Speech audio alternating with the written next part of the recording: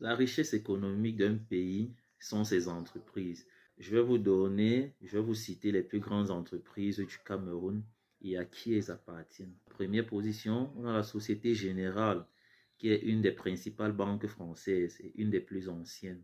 Elle a été fondée en 1864. La deuxième, on a Total Énergie, qui a d'abord été connue comme compagnie française des pétroles, puis comme Total. C'est une multinationale d'origine française de production et de fourniture d'hydrocarbures et d'autres sources d'énergie. En troisième position, on a la Société anonyme des boissons du Cameroun, anciennement connue comme les brasseries du Cameroun. On abrégeait SABC, qui a été fondée en 1948.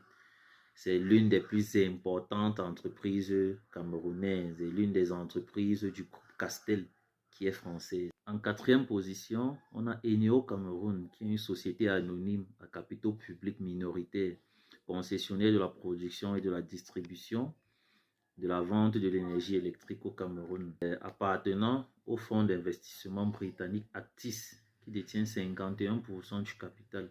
L'État détient 44% et les employés actionnaires détiennent 5% du capital.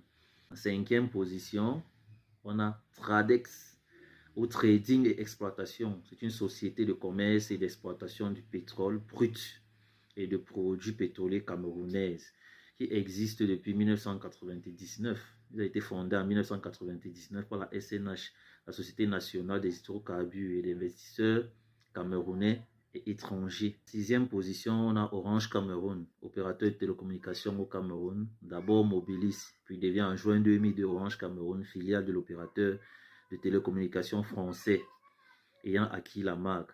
En septième position, on a MTN Cameroun, filiale camerounaise de télécommunications de la multinationale sud-africaine MTN, née le 15 février 2000 du rachat par le groupe sud-africain MTN de la licence de Camtel Mobile. En huitième position, on a Peremco. C'est une compagnie pétrolière indépendante franco-britannique. Après Total Énergie, c'est le deuxième plus important groupe pétrolier français. En neuvième position, on a Congelcam ou Congelé du Cameroun. C'est une société de distribution et de vente de produits de la mer camerounaise. Ça a été mis en place en 1994 par l'homme d'affaires Sylvestre Ngouchingue.